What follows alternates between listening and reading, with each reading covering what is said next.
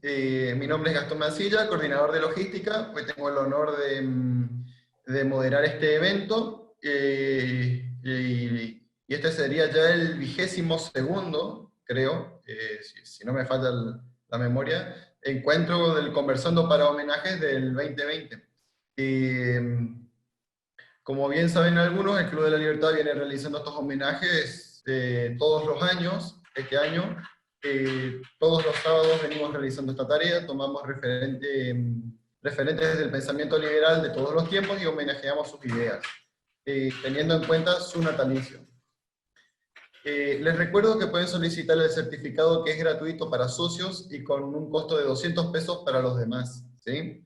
Hay un formulario en el que ingresan y ahí pueden pedirlo o solicitarlo por nuestras redes sociales también. Les recuerdo que los socios poseen varios beneficios, descuento en libros, becas y otras cosas, ¿sí? El homenaje que hoy nos convoca en el día de la fecha es el panel independentista, Argentina-Estados Unidos. Les pongo un poco en contexto, ¿sí? Para contextualizar un poco. ¿Qué es para nosotros el 9 de julio? Como todas las fechas, lo que importa es el simbolismo, no lo que pasó. En definitiva, el 9 de julio fue la ceremonia que se le preguntó, en el que se le preguntó a los congresales si estaban dispuestos a declarar la independencia al rey de España u otro agregado, y que contestaban unánimemente que sí. Eso significó una cosa, una definición de enorme importancia para los demás, que no daba marcha atrás. En ese momento, en 1816, cuando los congresales van a Tucumán, las revoluciones americanas estaban prácticamente perdidas. Belgrano había triunfado en Tucumán en 1812, que era el punto máximo de la resistencia, cuando las fuerzas realistas eran cada vez más poderosas. Tucumán le puso un freno a eso y ratifica una decisión que se venía tomando, pero en forma absolutamente definitiva, y era la que reclamaba San Martín, porque estaba por cruzar los Andes. Es decir, el 9 de julio es el símbolo de esta serie de acontecimientos que suceden antes y después. La misma lucha de Güemes en el norte, que mantiene a raya las posibles incursiones realistas, pero además esa decisión de enorme coraje en un mundo de restauración, en el mundo de la restauración, perdón, porque lo que cambió mucho era que las potencias europeas estaban un poco más dispuestas a aceptar un régimen más liberal, como pasó en Estados Unidos, que no fuera inclusive monárquico. Pero después de la Revolución Francesa y el fenómeno de la instauración de la dinastía borbónica, lo que sucedió no fue solo una resurrección del sistema monárquico como el único posible, sino al sistema dinástico. Y acá se dijo no. Y este es el símbolo del 9 de julio, que se decidió formar una sociedad de hombres libres e independientes, ¿sí?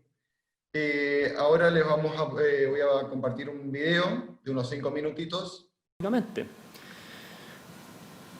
¿Qué pasó en Estados Unidos? Bueno, fue una cosa nada que ver. En Estados Unidos no hubo cuestión social, no hubo la política de la envidia y el resentimiento, no hubo una persecución a las clases altas.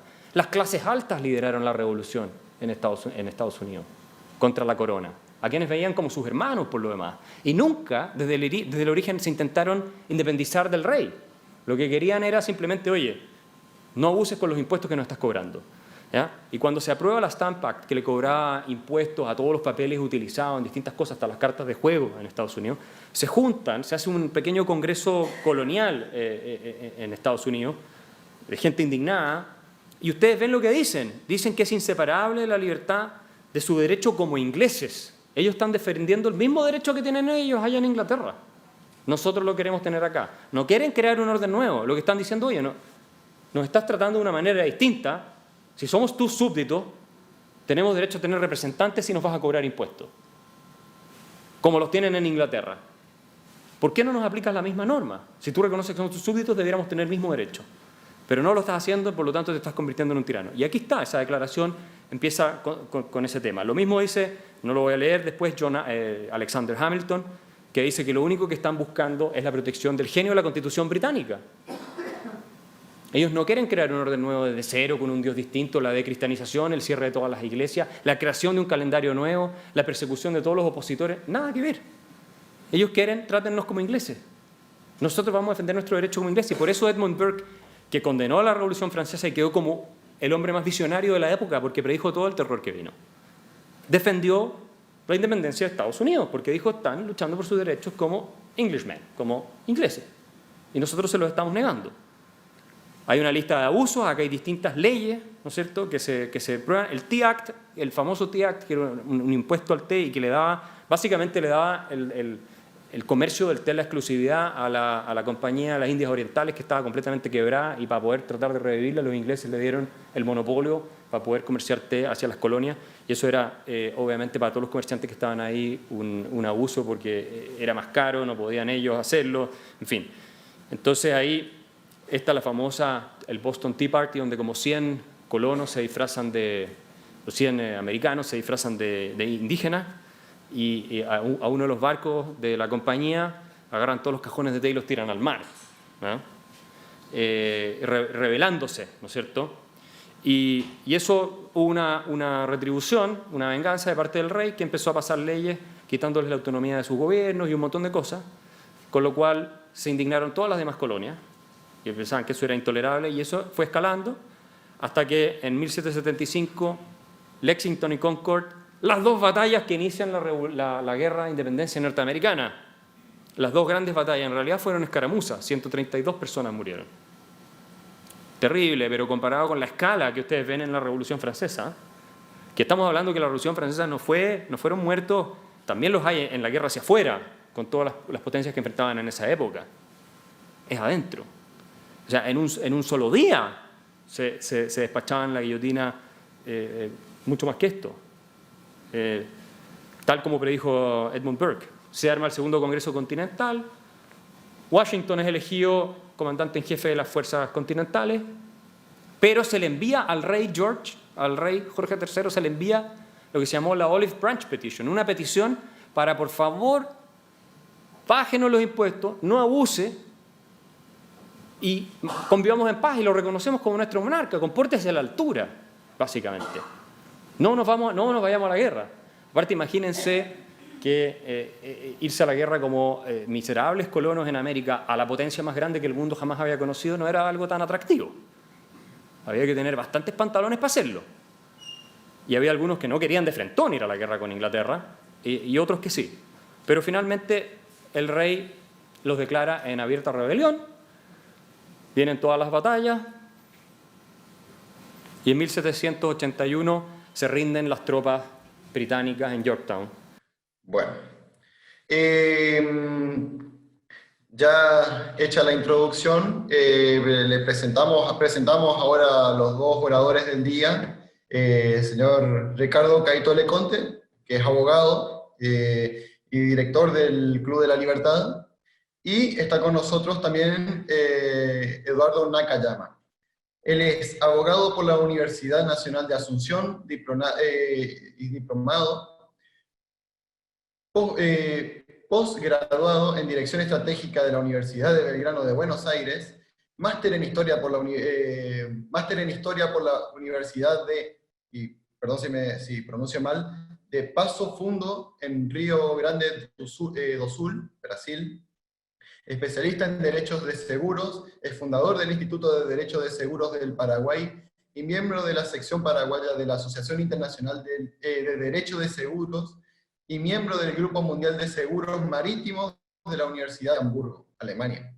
Historiador y miembro correspondiente de la Academia Paraguaya de Historia, del Instituto Argentino de Historia Militar, del Instituto de Geografía e Historia Militar del Brasil y de varias otras instituciones académicas y culturales a nivel nacional e internacional. Escribió diversos libros y artículos académicos en Paraguay y en el extranjero, habiendo además ejercido la docencia como profesor de las cátedras de Derecho Mercantil 1 y 2, en las universidades UPE y UTCD, y ex encargado de la Cátedra de Historia de Ideas Políticas de la Escuela de Ciencias Políticas y Sociales. En su faceta de política de militante del Partido Liberal y fundación del movimiento Renovación Azul, miembro correspondiente del Instituto de Investigaciones Históricas y Culturales de Corrientes. ¿Se me escapó algo más, señor Eduardo, ¿están todos? Está bien. Bueno, primero agradecemos la presencia de ellos dos como participantes y oradores. Y bueno, le concedo la palabra al señor Caito Leconte para que arranquemos con este homenaje. Todo suyo, abogado. Bueno, buenas tardes a todos. Gracias, Gastón, por tu presentación. Un gusto compartir este panel con Eduardo Nakayama. Un placer conocerte. Recién tuvimos la oportunidad de hablar un segundo. ¿Se escucha bien, perdón? ¿Se escucha bien? Sí, Caito, se te escucha perfecto. No, pues me apareció algo en la pantalla y pensé que estaba... Y bueno, tenemos que hablar, hoy es 4 de julio, el Día de la Independencia de los Estados Unidos. Ese es un tema que se va a referir Eduardo, y a mí me toca hablar sobre la independencia argentina. Bueno, podemos decir que el martes 9 de julio de 1816, 29 diputados del Congreso de Tucumán suscribieron el Acta de la Independencia de las Provincias Unidas de la América del Sur. Ya no éramos una colonia de España, decía el acta, es voluntad unánime e indubitable de estas provincias romper los violentos vínculos que los ligaban a los reyes de España, recuperar los derechos que fueron despojados e investirse del alto carácter de una nación libre e independiente del rey Fernando VII, sus sucesores y metrópoli. Y en el día 19 de julio se le añadió al acta y toda otra dominación extranjera. 17 temas iban a tratarse en el Congreso, el tercero fue la Declaración de la Independencia. La proclama fue en la casa de Francisca Bazán de Laguna, estaba alquilada en ese momento al Estado para diferentes actividades, y en el año 1941 se declaró monumento nacional y se la bautizó como la Casa de Tucumán. La Declaración de la Independencia fue parte de un proceso traumático que consistía en constituir un nuevo orden político en lo que había sido el virreinato del Río de la Plata. La crisis en España, con la doble abdicación de Bayona en el año 1808, precipitó las revoluciones en América. En mayo de 1810, en Buenos Aires, el Cabildo proclamó el antiguo principio castellano que ante la vacancia monárquica la soberanía se había revertido a los pueblos. La Junta Central no tenía mayor legitimidad que la que se había formado en Buenos Aires. La Revolución Argentina se produjo en medio de una crisis de legitimidad en el mundo, destacada por las ideas de la Ilustración expresadas en la Declaración de la Independencia de los Estados Unidos de 1776 y la de los Derechos del Hombre en Francia en 1789, que proclamaron que todos los hombres son iguales, son libres e iguales en derecho. Ello creó una nueva legitimidad, la soberanía del pueblo, que gobierna por medio de sus representantes en poderes que se dividen y controlan entre sí. De esto ya escribía Moreno en la Gaceta de Buenos Aires sobre la misión del Congreso que convocaba la Junta. Sobre el tema de Estados Unidos y los derechos del hombre va a hablar a continuación Eduardo.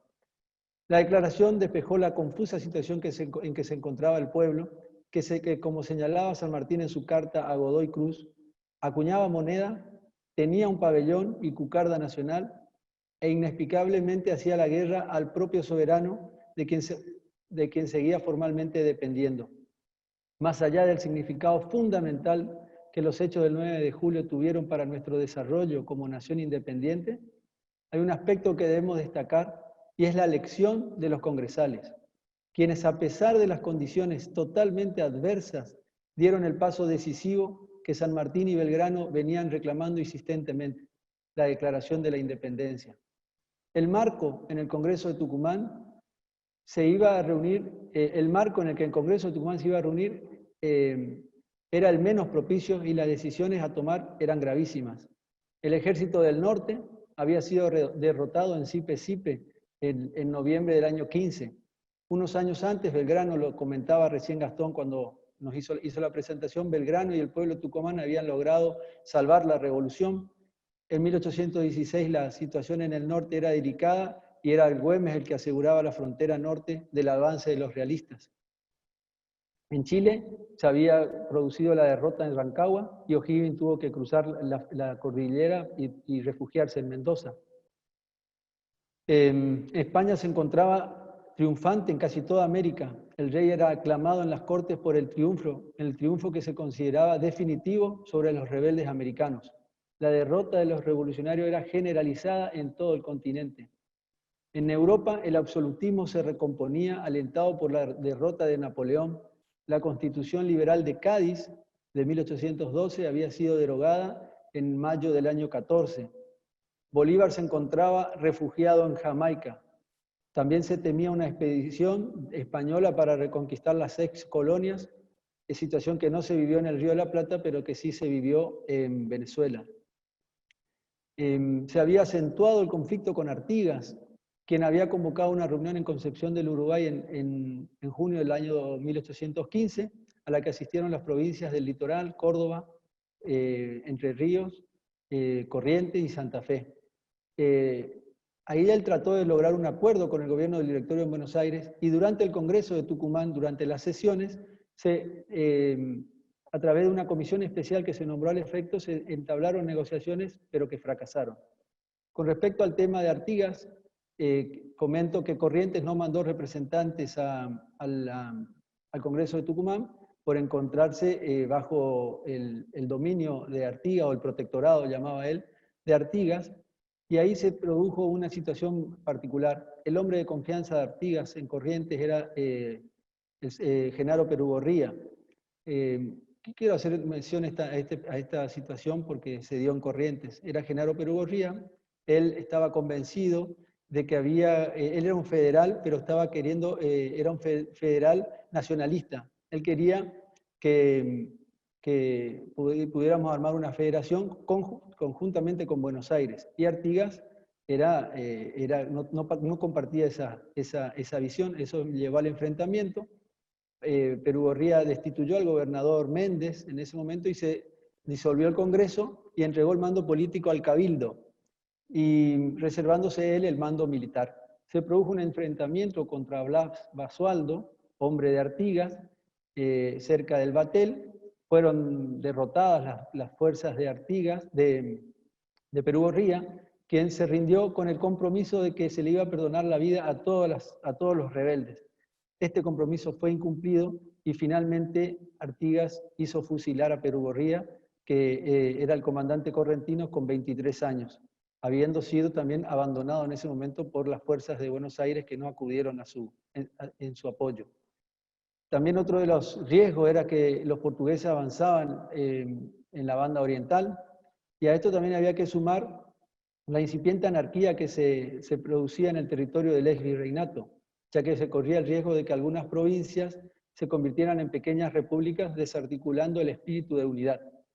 Del mundo de las revoluciones que empezamos acá en la Argentina en 1810 a vivir, habíamos pasado al mundo de la restauración. Ese era el mundo en que se enfrentaban los congresales de 1816. Solo quedaba hacer explícita una independencia que ya existía desde 1810, armarse y luchar para hacerla efectiva. Eso preparaba a San Martín en Cuyo, que con el cruce de los Andes y los triunfos en Chacabuco y Maipú en 1817, recién cambiaría la suerte de la revolución y la aseguraría.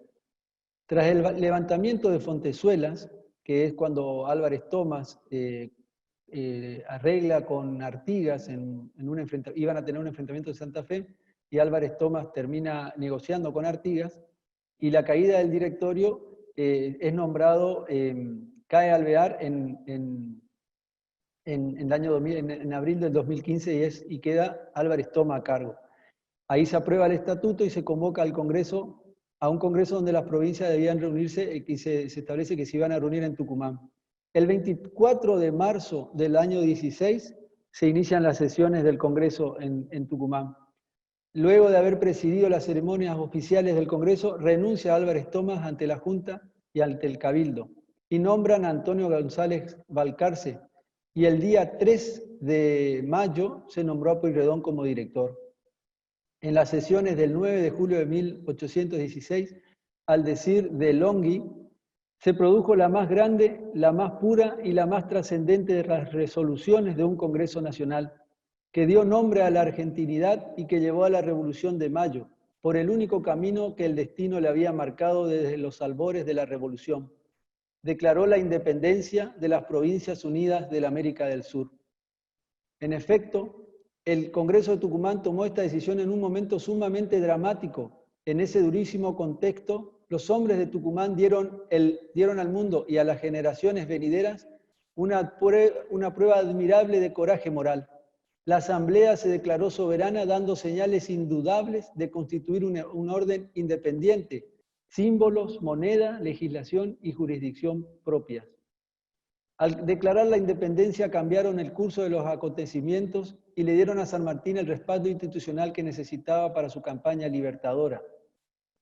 En lo interno evitaron la disgregación y determinaron que las provincias se sintieran parte de una nueva y gloriosa nación. Se trató de una transición traumática a un nuevo orden político. De un régimen absolutista asentado en creencias difundidas por siglos, se pasó a uno nuevo, basado en los derechos del hombre, que por ser libre era soberano, pero que por vivir en sociedad debía delegar ese poder en forma limitada, por un tiempo y dividido en poderes que se controlaban entre sí, el ejecutivo, el legislativo y el judicial. En el acta firmada aparecen dos conceptos centrales. Primero, la necesidad de recuperar los derechos de que fue despojada la población. Y en segundo lugar, expresamente se consigna que la independencia es para garantizar las vidas y hacienda de los habitantes. La independencia es entonces de cada habitante en cuanto a su libertad, a la posibilidad real de expresar su pensamiento y al uso y disposición de lo que le pertenece legítimamente. Hoy el gasto público sobre el producto, la presión tributaria y la deuda gubernamental revelan el grado de dependencia de los argentinos con los aparatos estatales.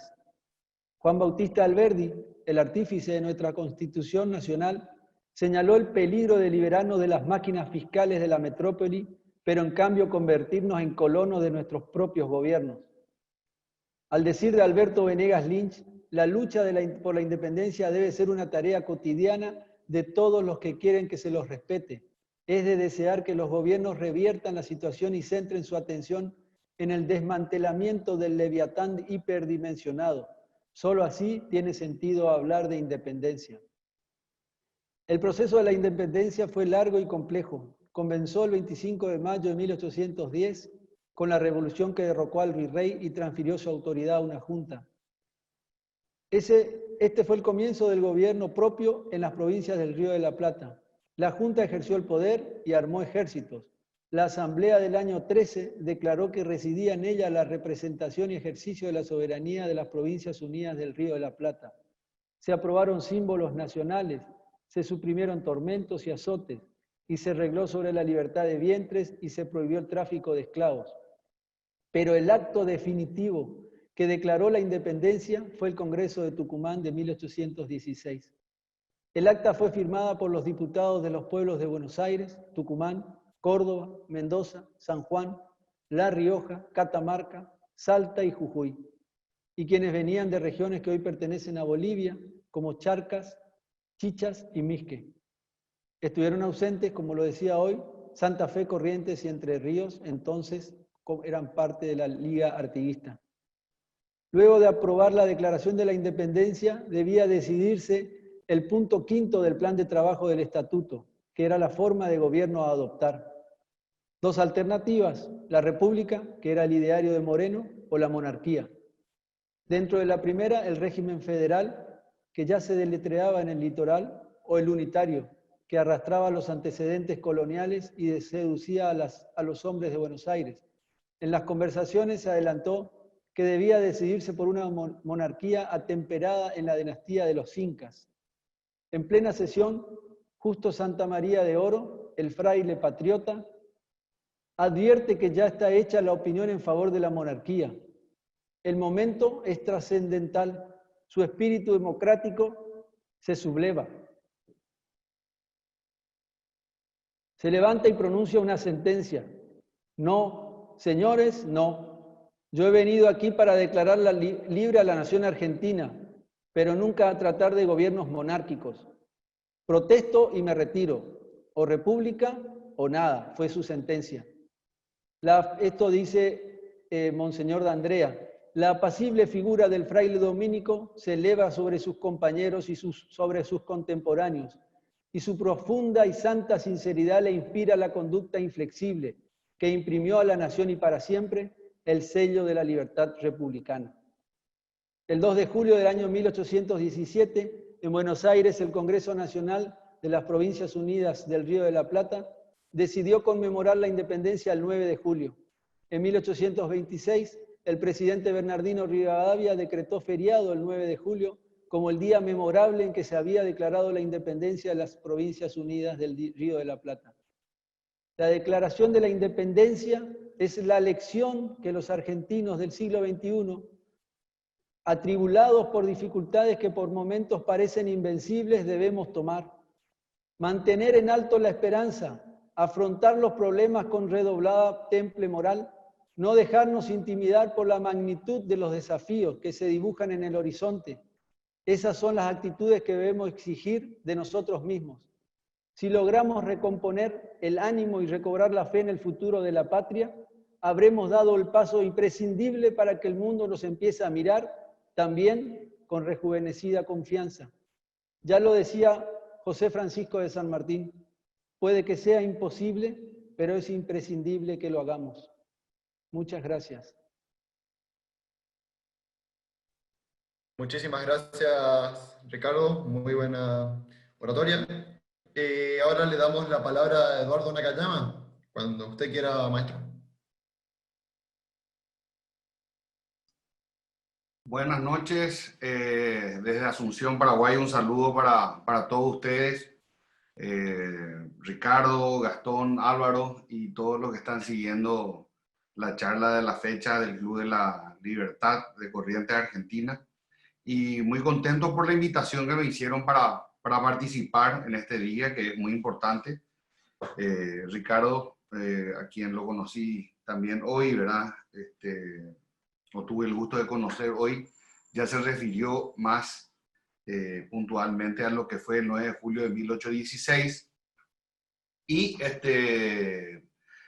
a mí me toca hablar más bien, o me pidieron hablar más bien de lo que fue el 4 de julio, que fue la declaración de la independencia de los Estados Unidos. Pero sin embargo, si bien voy a referirme al hecho particular también y a su trascendencia histórica, y política a nivel universal, no podemos dejar de hablar del proceso histórico que nos llevó hasta ese punto, ¿verdad? ¿Qué fue lo que ocurrió en el mundo para que nosotros podamos llegar a las dos grandes revoluciones que fueron la Revolución Americana y la Revolución Francesa, que dan inicio a la era contemporánea, que es la era que estamos viviendo hasta hoy? Y lógicamente la gestación de ese proceso se dio durante la era moderna. Sabemos que antes de la era moderna, que se inicia en 1453 con la caída de Constantinopla o del Imperio Romano de Oriente, las grandes potencias occidentales y sobre todo las potencias ibéricas comienzan a buscar nuevos caminos para llegar a Oriente, debido a que los turcos otomanos tomaron el control, ¿verdad? Eso llevó a un rápido proceso de invención o de nuevas invenciones, donde se dejaba atrás la era o la Edad Media, que había tenido a Dios, digamos, como centro de todo. Por eso se habla que en la Edad Media se vivió el teocentrismo, mientras que en la era moderna el ser humano, el individuo, pasa a ser el principal actor de todo, y por ello se habla del antropocentrismo, que se ilustra muy bien en aquella fabulosa imagen del hombre de Vitruvio de Leonardo da Vinci. Y entonces esos cambios que empiezan y que se conoce como el renacimiento del tiempo clásico, ¿verdad? En el Reino Unido se forja a través de las famosas guerras civiles, ¿verdad? De 1642 a 1651, que terminan colocándolo a Cromwell como el gran vencedor, ¿verdad? Y que por primera vez, digamos, se impone un parlamento, ¿verdad? Como contrapeso de lo que era el absolutismo monárquico que había prácticamente dominado al mundo hasta ese momento, ¿verdad? Exceptuando algunos tiempos de la Grecia antigua o de la República Romana, ¿verdad? La mayor parte de la historia de la humanidad, digamos, habíamos tenido gobiernos absolutistas. Y el pensamiento es, de alguna manera, estructurado a través del filósofo John Locke, quien en sus dos tratados sobre el gobierno civil refutó las ideas del conservador Sir Robert Filmer y al mismo tiempo desafió a la monarquía absolutista como sistema político. Pero ese absolutismo todavía era defendido con firmeza en Inglaterra por filósofos como Thomas Hobbes, autor de Leviatán, quien compartía, sin embargo, con Locke la famosa teoría contractualista, que hay un contrato social entre el individuo y el Estado, y hasta hoy día, de alguna manera, explica la teoría de la existencia del Estado, ¿verdad? Entonces, esa teoría contractualista tuvo una gran influencia en Occidente hasta hoy día, y luego de la famosa guerra de los 7 años, porque tenemos que decir que la independencia de los Estados Unidos no es un hecho aislado, se da nada menos que en el siglo de las luces, donde también en el continente europeo habían surgido grandes pensadores como Rousseau, Diderot, D'Alembert, Voltaire, Montesquieu, quien también nos habla de la famosa teoría de la división de poderes, ¿verdad? Y que es base del sistema democrático liberal o del sistema republicano. Entonces, decíamos que no es un hecho aislado el de la independencia de los Estados Unidos, porque todas estas teorías son aplicadas en las 13 colonias, en el video que mostró hace un rato Gastón, donde Axel Kaiser explica claramente que hubo en este caso también un motivo económico, que fue el intento del Reino Unido de castigar económicamente a las colonias de América del Norte con más impuestos, luego de que sus reservas flaquearan después de la guerra de los 7 años, como hablábamos, ¿verdad? Y en esta guerra de independencia norteamericana, que va de 1775 a 1783, porque finaliza recién con el Tratado de París de 1783, lo que se demuestra es que, como decía Axel Kaiser, hasta un grupo de personas que mostraban una voluntad, como decía Locke, de ser una nación podían serlo, ¿verdad? Y oponiéndose nada menos que al mayor imperio que había conocido la historia, ¿verdad? Aunque también tenemos que recordar que los Estados Unidos, si bien declaran su independencia en 1776, la guerra de independencia no termina, ¿verdad? Y es solamente con la colaboración de España y de Francia que culmina exitosamente, y como decíamos, con la firma del Tratado de París de 1783. El colonialismo español, que por su parte sufriría muchos cambios, sobre todo después de la Revolución Francesa, porque la Revolución Francesa es de alguna manera la que tiene una influencia más determinante. Recordemos que España se alía con Francia, ¿verdad? Ya en el tiempo de la independencia de los Estados Unidos contra el Reino Unido. Y posteriormente esa alianza hispano-francesa al llegar, digamos, a la península ibérica, iban a hacerse con Portugal, que se adelanta y en un hecho histórico único de la historia de la humanidad, la corona portuguesa se traslada a fines de 1807 con todo su séquito a Río de Janeiro, que pasa a ser la sede del Reino Unido de Portugal, Brasil y Algarves. Entonces, nosotros tuvimos, digamos, en el caso del Río de la Plata, todos los condimentos, porque incluso el virrey depuesto en 1810, porque la Argentina, como el Paraguay, como muchos de los países hispanoamericanos, tenemos dos fechas de independencia, ¿verdad?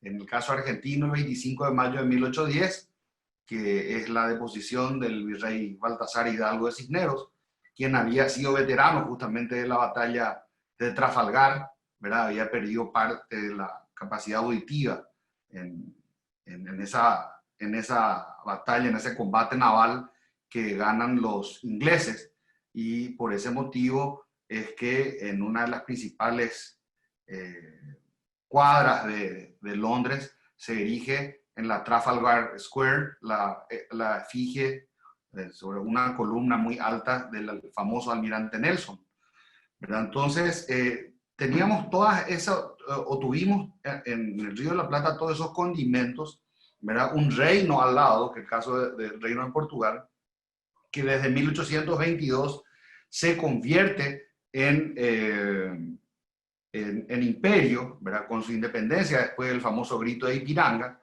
¿verdad? Y geopolíticamente lo que ocurre en Sudamérica o en la América Meridional es que de los de las 5 unidades territoriales existentes en lo que se conoce como el Uti Possidetis Juris de 1810, ¿verdad? ¿Cuáles eran esas 5 grandes unidades territoriales?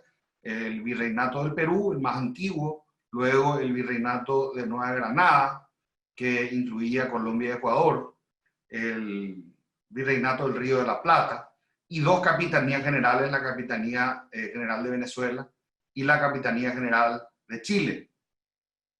La Capitanía General de Venezuela se une a las dos antiguas posesiones que conformaban el Virreinato de Nueva Granada y conforman la famosa Gran Colombia de Bolívar, que nuevamente al separarse conforman los 3 países que conocemos hoy como Ecuador, Colombia y Venezuela, y por ese motivo tienen la bandera de un color muy similar, ¿verdad? El Perú se mantiene reducido, fue el virreinato que más se contrajo.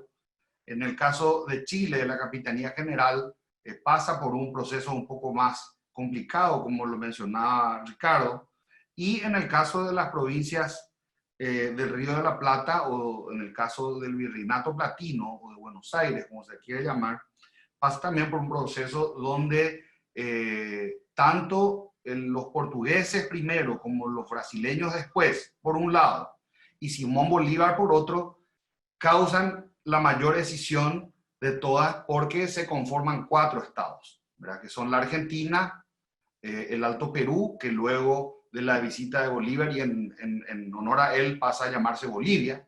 Luego tenemos Paraguay y finalmente el último, después de la guerra de la Cisplatina y el acuerdo general entre la Argentina y el Imperio del Brasil, se llega a conformar lo que fue el Uruguay, ¿verdad? En 1828.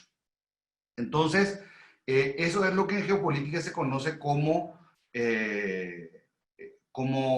estados tapón, ¿verdad? Porque lo que buscaba la geopolítica brasileña era separar de alguna forma a los estados que estaban intermedios para que en caso de una confrontación bélica, ¿verdad? El virreinato platino no tuviese la ventaja de tener una frontera tan extensa con el imperio, ¿verdad?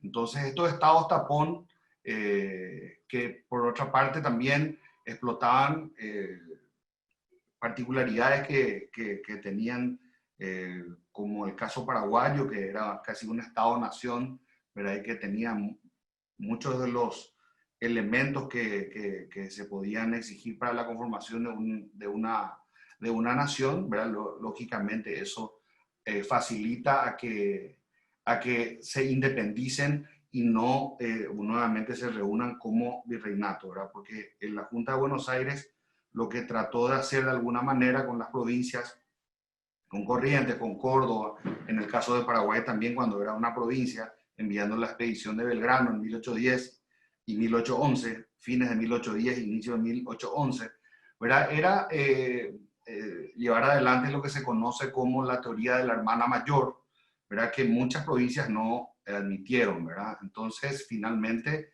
se produce esta escisión, ¿verdad? Que termina de esa manera. El proceso de independencia de Hispanoamérica no culmina, lógicamente, con este primer periodo, ni tampoco, tenemos que decirlo así, el liberalismo aterriza en forma automática en América Latina, ¿verdad? O sea que, a diferencia de los Estados Unidos, que sí se convierte en el primer país liberal y democrático, en el caso de los países latinoamericanos, o más precisamente de nuestros países aquí en el Río de la Plata, sabemos que eso no fue así. Y así como se utilizó la famosa mascarilla de Fernando VII de 1810 a 1816 por los argentinos, o de 1811 a 1813 por los paraguayos, cuando nos declaramos república, que somos la primera república proclamada en América Latina. La primera fue, o sea, la primera república en América fueron los Estados Unidos, las 13 colonias, 1776. Luego fue Haití, si no me equivoco, en 1801. Luego fue el Paraguay en 1813, que se proclama como república. Lógicamente, esa proclamación no implica una aceptación automática por parte de los vecinos ni de las grandes potencias. De hecho, para la Argentina de Juan Manuel de Rosas, el Paraguay seguía siendo una provincia rebelde, y hasta 1850 consigue todavía del Congreso una orden o consigue la autorización para poder hacerle la guerra al Paraguay, ¿verdad? Esa expedición no se consigue, no se llega a dar por otras cuestiones internas que ustedes conocen mejor que yo, y que terminan finalmente en la batalla de Caseros en 1852, ¿verdad? Y que demuestra también que bajo ese tiempo, ¿verdad? Vivíamos tanto en la Argentina como en el Paraguay bajo régimen neoborbónico, ¿verdad? O sea que absolutistas, en el sentido de que no habían congresos permanentes. En el caso argentino, la primera constitución de 1853, que tiene como principal autor a Juan Bautista Alberdi, un gran liberal, ¿verdad? Y posteriormente con las modificaciones que se hacen en 1860, ¿verdad? Principalmente por grandes juristas como Dalmacio Vélez Sarsfield, Domingo Faustino Sarmiento, el mismo Bartolomé Mitre, entre otros, ¿verdad? Hacen que la Constitución argentina tome, digamos, los mismos caracteres o muy parecidos a la Constitución de los Estados Unidos, que permitiría finalizar la Guerra de la Triple Alianza, esa gran explosión que ustedes conocen mejor que yo en la economía argentina, convirtiéndola o catapultándola a una economía de primer orden a nivel mundial, ¿verdad? Esa Argentina que todos, hasta incluso nosotros los vecinos, tenemos nostalgia, ¿verdad? Sobre todo los liberales. Entonces, básicamente, ese es el proceso que se da en esta parte, ¿verdad? Tenemos que decir que en el caso paraguayo, la primera constitución de corte liberal la tenemos recién finalizada, la Guerra de la Triple Alianza en el año 1870, pero lógicamente, aunque allí se inicia lo que se conoce como la era liberal en el Paraguay, lógicamente el país estaba destruido, demográficamente no tenía forma de arrancar. La inmigración, aunque se promocionó mucho para el Paraguay, la mayor parte quedaba en la Argentina por nuestra posición mesopotámica, ¿verdad? Lejos del puerto, y que de alguna manera nos dejaba a nosotros en una desventaja. Digo nosotros, no solamente el caso paraguayo, porque Corrientes también recibió menos cantidad de inmigrantes que otras colonias, que otras provincias, perdón, que estaban más cerca del puerto de Buenos Aires, como el caso de Santa Fe, Córdoba, ¿verdad? Que llegaron a recibir mayor cantidad o mayor contingente de inmigrantes. Y toco este punto porque la inmigración, lógicamente, de alguna manera es dinamizadora de la economía, y eso es lo que tuvimos básicamente hasta finalizado el siglo XIX, una Argentina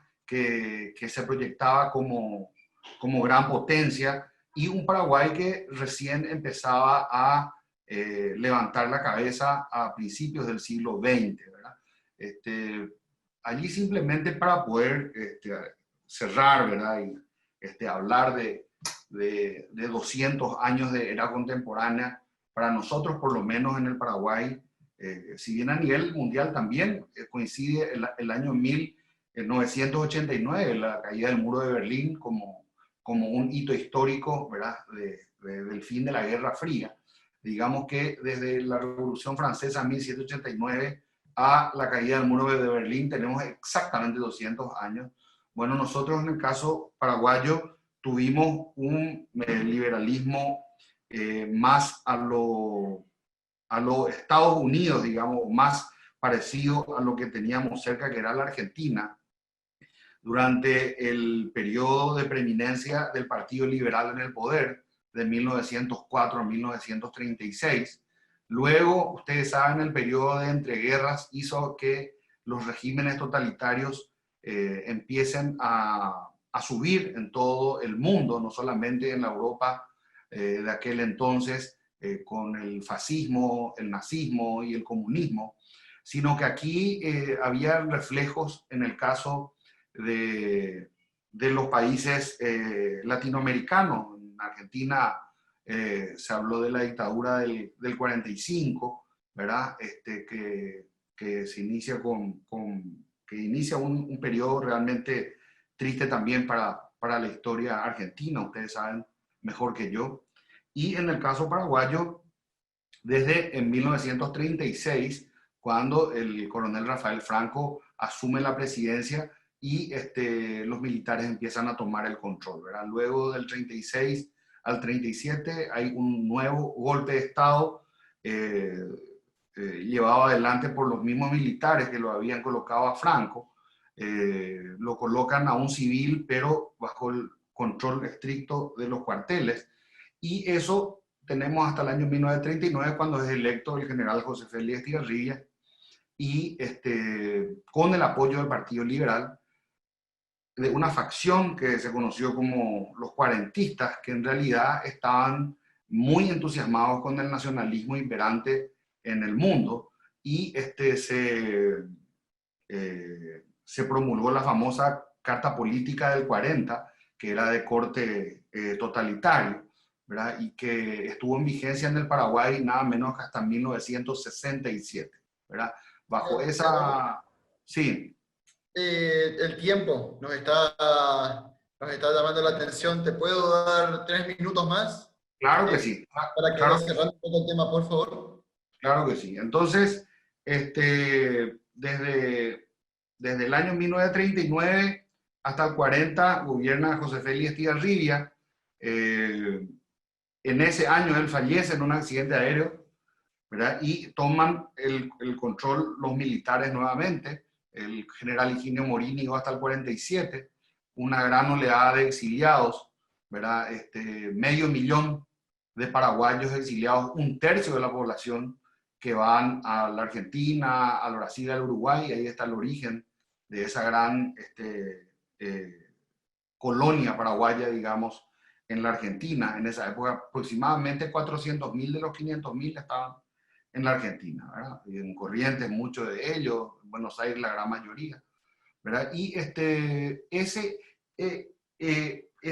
sistema político seguido por el militarismo, que al finalizar la Segunda Guerra Mundial se quería democratizar, lamentablemente después de esa revolución del 47 se vuelve más dura con la subida de Stroessner en el año 54, quien gobierna hasta el año 1989, ¿verdad? Entonces, eso se traduce en que desde la independencia paraguaya, 1811 a 1989, más de la mitad del tiempo, o sea, 97 años, fueron gobernados por 5 personas. O sea, realmente de liberalismo se tuvo muy poco, ¿verdad? Si notamos eso. Y lo que hemos notado en estos últimos 31 años, desde la caída del régimen de Stroessner, en el 89 hasta hoy, es que realmente, por más que haya corrupción, por más que tengamos muchas cosas que reclamar, sin lugar a dudas, vivir en un régimen de libertad es 1000 veces mejor que vivir en o bajo un régimen dictatorial. Y la dictadura, de cualquiera de las formas, tanto de derecha como de izquierda, ¿verdad?, es nefasta. Hay que poner siempre adelante la libertad y el bien común para poder obtener ese despegue económico que todos los países queremos. Muchísimas gracias. Muchísimas gracias, Eduardo. Gran oratoria. Realmente muy, muy bien, bastante informativo. Yo mismo me enteré de varias cosas que no sabía. Bueno, le informo a todos que ahora abrimos el periodo de conversatorio. Si tienen preguntas, tienen el chat para escribir o pueden o pueden avisarme por acá y van activando el micrófono y preguntan a los dos oradores. Así que pues, pueden levantar la mano acá por el chat. No sé quién quiere hablar primero. Preguntaré yo. Hola, Gastón. ¿Sí?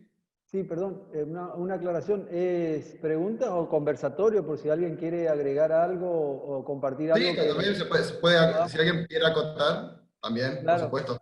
es un tema amplio como para tener varios puntos de vista. Así es. Perdón. Bueno, yo voy a aprovechar que, por lo menos yo, perdón si alguien está acá en el chat, no hay nadie preguntando, así que aprovecho yo, y perdone si alguien quiere preguntar. Me gustaría preguntarle a cualquiera de los dos, si ustedes qué situaciones de esa época que describieron muy bien,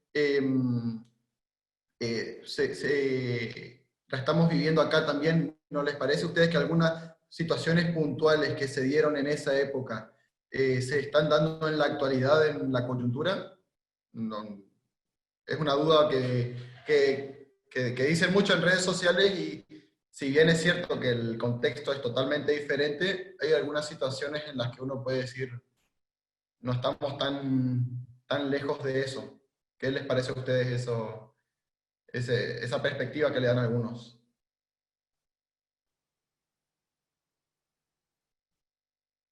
Bueno, en realidad, Gastón, voy a adelantarme para responder porque veo que hay una pregunta en el chat para Ricardo. Entonces, voy a responderte yo a vos esta pregunta que estás haciendo, ¿verdad? Y en realidad yo creo que uno puede siempre comparar, ¿verdad?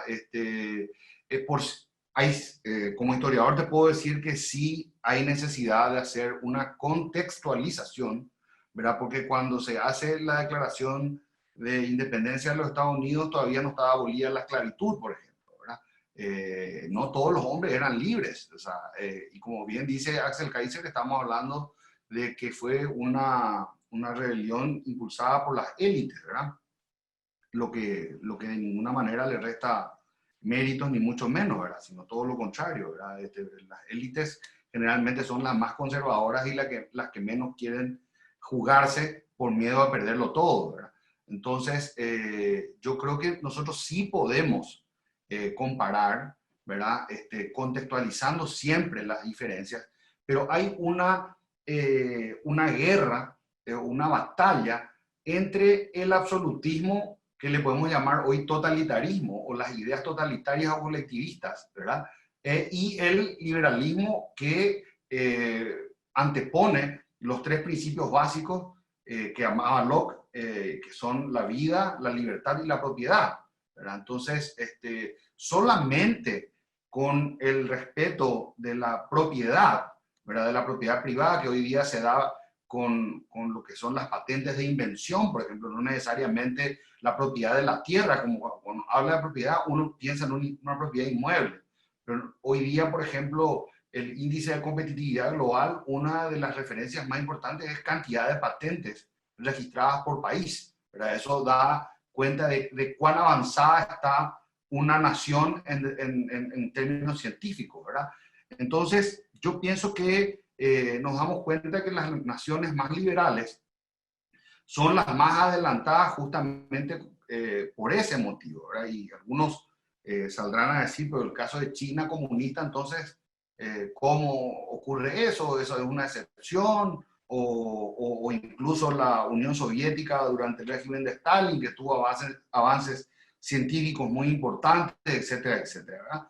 En el caso de la China, que hoy día todo el mundo habla, y yo sé que en la Argentina muchísimo, porque de alguna manera existe una aproximación más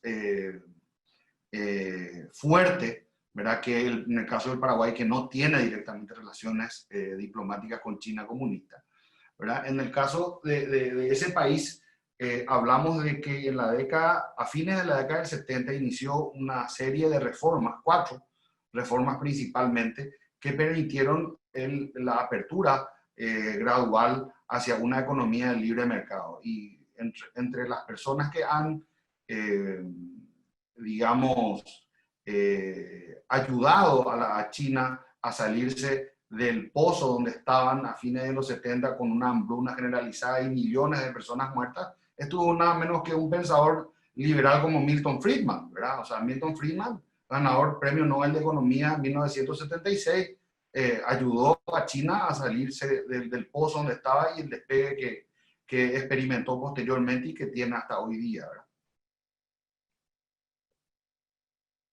Perfecto, muchas gracias. Bueno, a ver, acá empezaron a hacer preguntas. Le informo a Hugo Kuhlman, primero un saludo, un amigo de la casa. También le vamos a dar la palabra, ya lo vi, pero primero preguntó Carlos Moratorio. No me quedó claro cuándo Corrientes reconoce lo ocurrido en el Congreso de Tucumán. Bueno, contesto, ¿puedo contestar? Sí, totalmente. No, yo no dije cuándo Corrientes reconoce lo ocurrido en el Congreso de Tucumán. Lo que planteé fue que Corrientes no participó del Congreso de Tucumán por estar integrando en ese momento la Liga Artiguista. Que eso se dio hasta el año 1819 o 1820, y ahí pasamos a integrar la provincia de Entre Ríos con la gobernación de Ramírez, y luego de eso, recién en el año 21, nos liberamos, digamos, de la provincia de Entre Ríos, y el 12 de octubre del año 1821, si no me equivoco, y ese mismo año se dictó el primer estatuto constitucional en Corrientes, que fue un antecedente de la Constitución del 24. O sea que nosotros en el 21 recién pudimos liberarnos tanto de Artigas como luego de Entre Ríos, y para tener una identidad como provincia y reconocer lo que quería Perú Gorría en el año 14, que era integrarnos ¿cómo es? Al país conjuntamente con la provincia de Buenos Aires, digamos, al resto del país, y no lo que decía Artigas, que no quería que se integre con Buenos Aires. O sea que como reconocimiento no tengo conocimiento que haya un reconocimiento, pero sí las actitudes de Corrientes, que siempre fueron a favor de la organización nacional. Recién Corrientes puede tener voz propia en ese sentido en el año 21, y reconociendo y teniendo el estatuto constitucional antecedente de la Constitución del 24.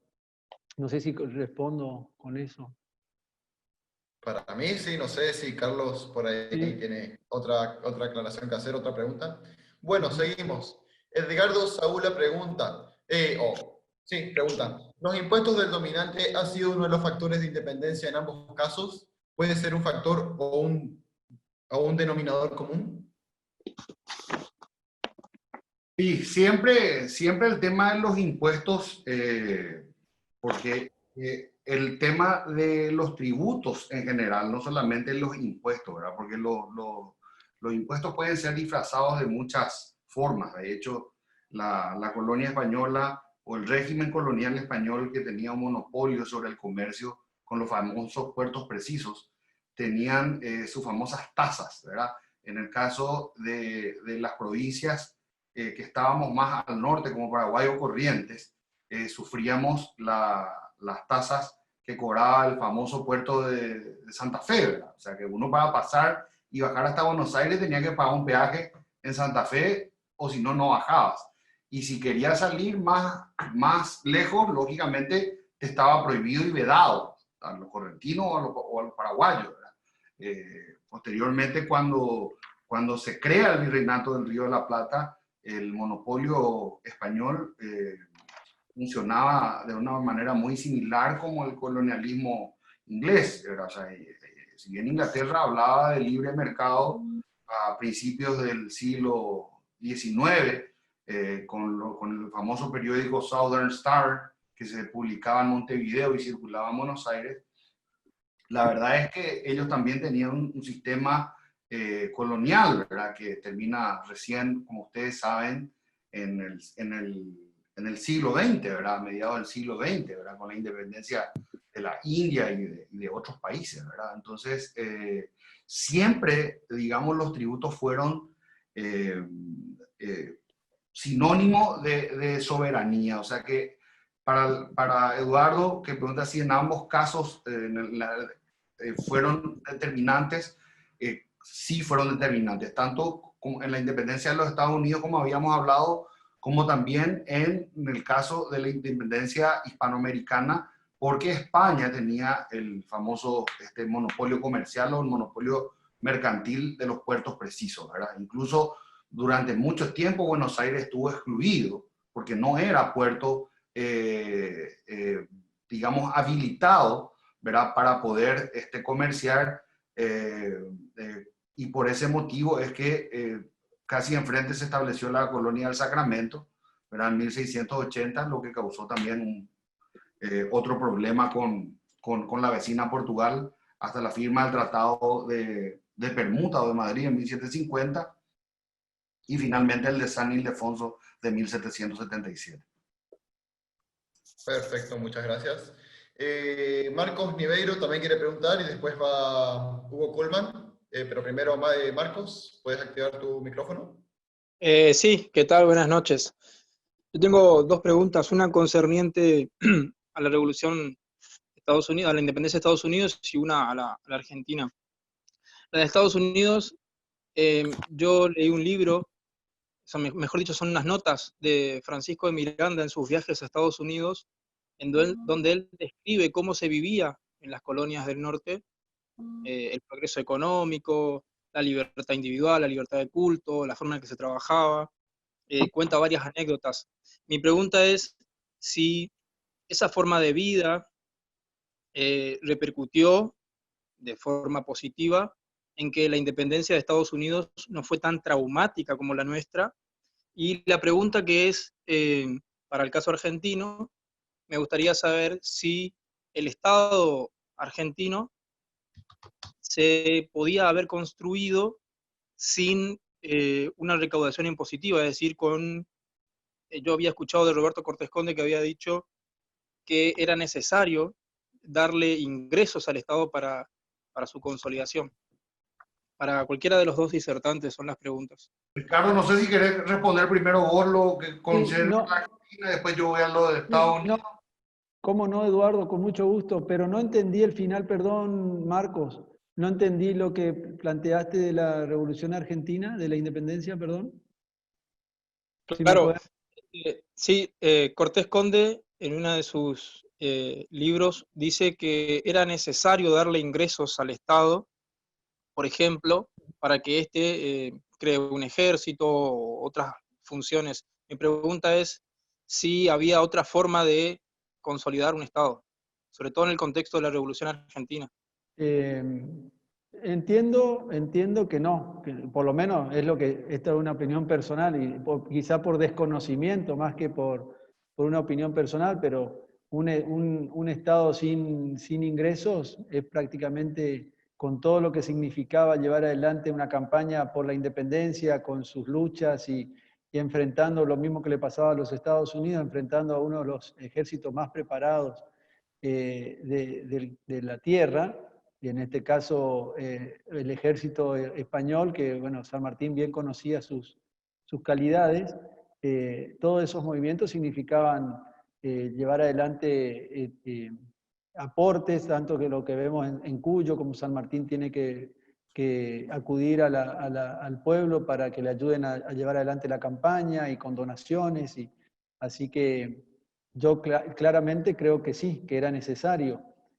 Pero esto me lleva a la pregunta anterior con respecto a los impuestos como uno de los factores predominantes de las revoluciones.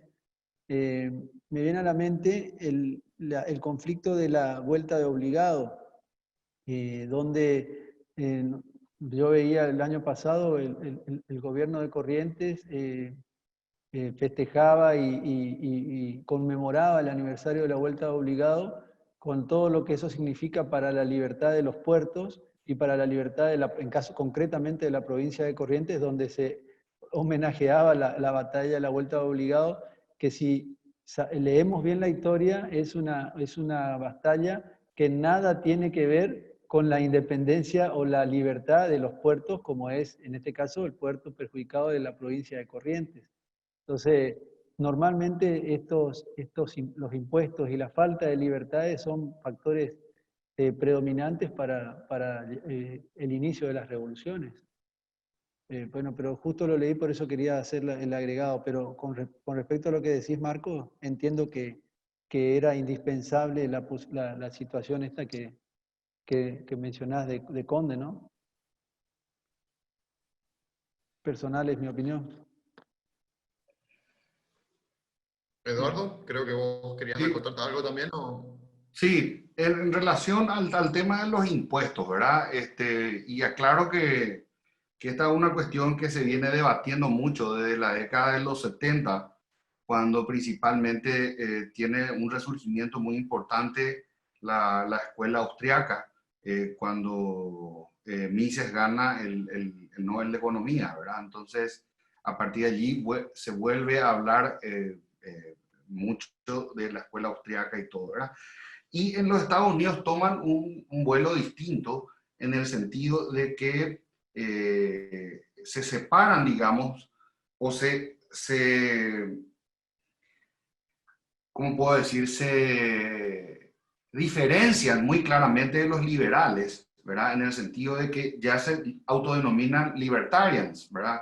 Y los libertarians, los libertarios, tienen hasta incluso su propia bandera, que es una bandera negra y amarilla con una serpiente, con la frase "Don't tread on me", o sea, no me pisotees, ¿verdad? Y de la escuela libertaria también, de alguna manera, hay algunos que llegan a los extremos, ¿verdad?, del anarcocapitalismo, ¿verdad?, que es que todo, absolutamente todo, será resuelto por la economía del libre mercado, ¿verdad?, o por el laissez-fairismo, ¿verdad?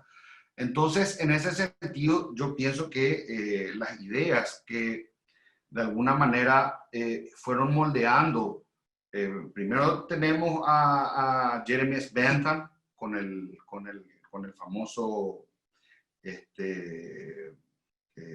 utilitarismo, ¿verdad?, que divide lo que es más placentero de lo más doloroso, ¿verdad? Luego tenemos el caso de John Stuart Mill, quien también agrega algunas otras cuestiones a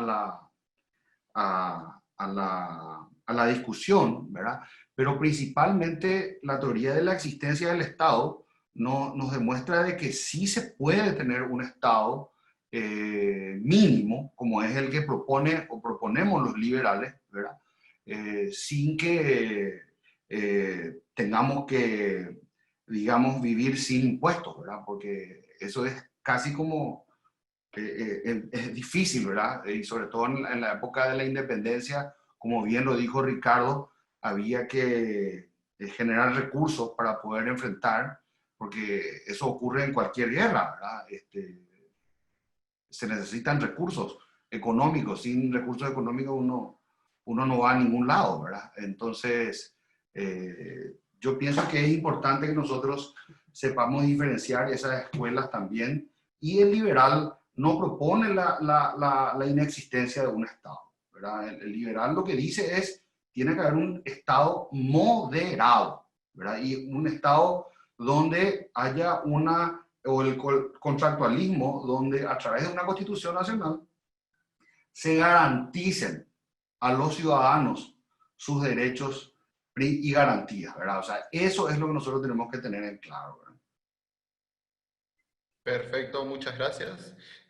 Antes de darle la palabra a Hugo Pullman, y con su perdón, hicieron unos comentarios en el chat y quiero leerlos nada más.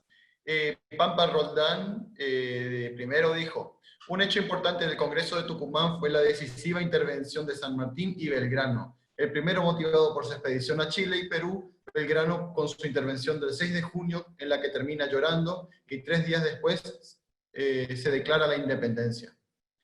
Después, dice, también Pampa Roldán, uno de los primeros que en Argentina y Uruguay trae ideas de los constitucionalistas en Estados Unidos fue José Gervasio de Artigas. Los patriotas argentinos tenían formación europea.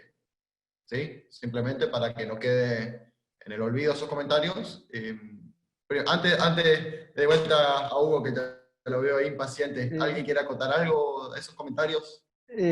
Sí, yo quisiera, con respecto a lo que dice Pampa Roldán, yo tengo un juicio más bien crítico hacia José Gervasio Artigas, producto de lo que tuvo que vivir Corrientes, merced a sus lugartenientes que él mandó acá, por ejemplo, el famoso indio Andresito, que generó desmanes acá en Corrientes, y sobre todo por también la decisión que tomaron con el fusilamiento de Perú Gorría.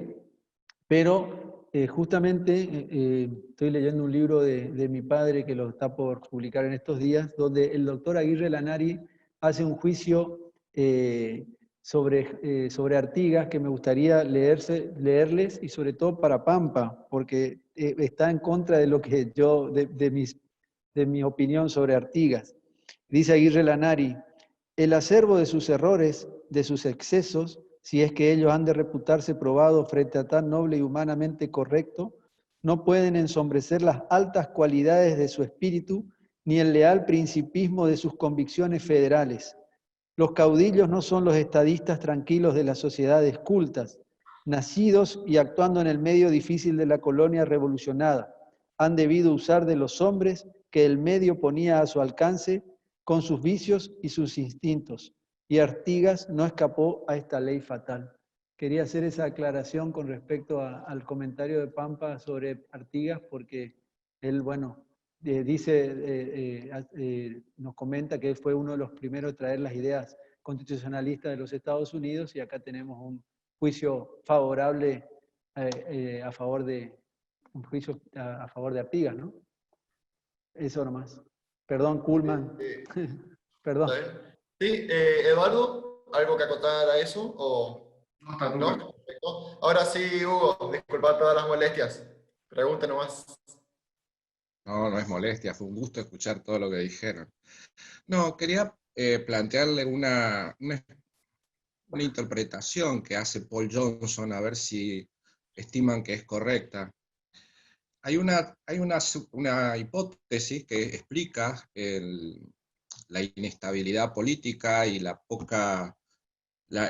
enorme esfuerzo que costó establecer instituciones republicanas en las ex colonias españolas, haciendo hincapié, la teoría de Alberdi, específicamente en los antecedentes coloniales.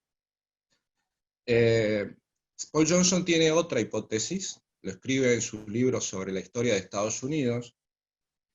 Él argumenta de que el problema fundamental fue la duración de las guerras de independencia. En Estados Unidos fue una guerra relativamente corta, comparada con las con las guerras con la guerra de independencia de las colonias españolas, y que no se destrozó del todo la economía norteamericana. En cambio, las economías de las ex colonias españolas, particularmente en el caso de Argentina, fue virtualmente destrozada. O sea, recién Marcos Niveiro mencionaba a Roberto Cortés Conde. Cortés Conde menciona de que, por ejemplo, la escisión que hay cuando se separa el Alto Perú del virreinato, de lo que sería las provincias del sur, nosotros, Salta y demás, se corta el flujo de metálico. O sea, en todas estas provincias dejó de haber moneda dura. Entonces empiezan las emisiones de moneda para tratar de compensar de alguna forma. A su vez, por ejemplo, hace poco en la Universidad de Tucumán sacó un librito sobre las historia económica de las regiones argentinas, la presentó López Murphy la vez pasada, lo estaba escuchando. Por ejemplo, el fenómeno del éxodo jujeño, que es un hecho patriótico, es fenomenal, pero pensemos en la destrucción de toda una provincia y la población migrando hacia el sur. Eso no ocurrió en ninguna región de Estados Unidos. Entonces, Paul Johnson, el argumento que dice básicamente es que la guerra de la independencia en las excolonias hicieron de que los ejércitos duren mucho más en el tiempo. La economía se destrozó totalmente, las normas desaparecieron, y al final, cuando las cenizas de la guerra se asentaron, los únicos que quedaron en pie fueron los ejércitos con sus líderes, que se reconvirtieron en caudillos, y las guerras civiles continuaron hasta que alguno más fuerte se consolidó. Y al último que lo voltearon, por ejemplo en el caso nuestro, fue a Rosas, sobre la sangre de Rosas se levantó la República. Es decir, no fue un problema de herencia colonial, sino un subproducto de la sanguinaria guerra que nosotros tuvimos hasta que más o menos se estabilizó la situación. La pregunta sería entonces, ¿qué tan razonable le parece esta hipótesis de Paul Johnson en el librito sobre la historia de Estados Unidos? Bueno, no sé si puedo responder. Sí, claro, Eduardo. Bueno, perfecto. Después Caito. Bueno, excelente, Kuhlman, la consulta. Yo creo que es muy importante ver, digamos, las diferentes aristas que tiene esta cuestión, ¿verdad? Y definitivamente el tema de la prolongación de las guerras de independencia han sido fundamentales también para el inicio de un proceso verdaderamente liberal en el caso argentino o en el caso paraguayo, ¿verdad? Yo diría, fíjense ustedes que hasta el Pacto de San José de Flores de 1859, Argentina estaba dividida en dos. Estaba el Estado de Buenos Aires por un lado, con capital en el puerto, ¿verdad? Y por otro lado las Provincias Unidas con capital en Paraná, ¿verdad? O sea, recién allí se inicia el proceso de reunificación que nuevamente se rompe y nuevamente manu militari se define en Pavón en 1861, ¿verdad? O sea, fíjense ustedes, 1861 estamos hablando 3 años antes del inicio de la guerra de la Triple Alianza, ¿verdad? Recién allí se empieza a hablar de República Argentina, ¿verdad? Entonces, y las reformas constitucionales de la Constitución Alberdiana de 1853 se hacen en 1860. Entonces, sin lugar a dudas, lo que dice Johnson tiene que ser muy tomado en cuenta, ¿verdad? Si nosotros también consideramos que el fin absoluto del colonialismo español en América se da recién en 1898, cuando después de la guerra hispano-estadounidense, ¿verdad?, se consiguen las independencias de Puerto Rico y de Cuba, ¿verdad? Entonces, allí se da el fin del colonialismo español en América, ¿verdad? Y la mayoría de los historiadores, sociólogos, ¿verdad?, y analistas geopolíticos creen de hecho de que la guerra de la Triple Alianza fue de alguna manera la génesis de los grandes o de la determinación de las fronteras de los estados, ¿verdad? Fíjense que en el caso del Paraguay con el Brasil recién se define en 1872, con el Tratado Loizaga-Cotegipe, y con la Argentina se define recién en 1878, porque el Tratado Machaín-Irigoyen se firma en 1876, pero se deja sometido al arbitraje del presidente Rutherford Beecher Hayes de los Estados Unidos, que defina a quién iba a pertenecer la Villa Occidental, que estaba comprendida entre los ríos Pilcomayo, actual divisoria entre Argentina y Paraguay, entre la provincia de Formosa y el Chaco paraguayo, y el Río Verde, ¿verdad? Entonces, definitivamente el siglo XIX todavía fue un siglo donde nosotros estábamos como estados en formación. Entonces lo que dice Johnson es absolutamente cierto, ¿verdad? O sea que hay que colocar cada ingrediente, ¿verdad? Yo quiero referirme también a un gran pensador paraguayo, Gualberto Cardús Puerta, político, quien escribió un libro que hace una comparación también similar a la que hace Johnson en su libro Arado, Pluma y Espada, ¿verdad? Y habla de por qué el progreso de los Estados Unidos se dio de forma más acelerada que en las antiguas colonias españolas, ¿verdad? Y él dice básicamente que en los Estados Unidos creció gracias a los farmers, ¿verdad?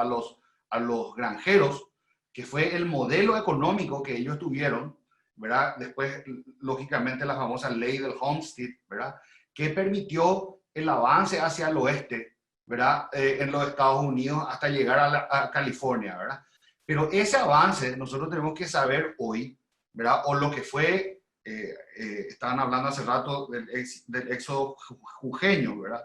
En este caso, tanto el avance, digámosle, blanco de los Estados Unidos hacia el oeste, como el avance blanco, digámosle así, de la Argentina al sur, con la conquista del desierto, algo que es muy criticado, sobre todo por los sectores de izquierda, ¿verdad?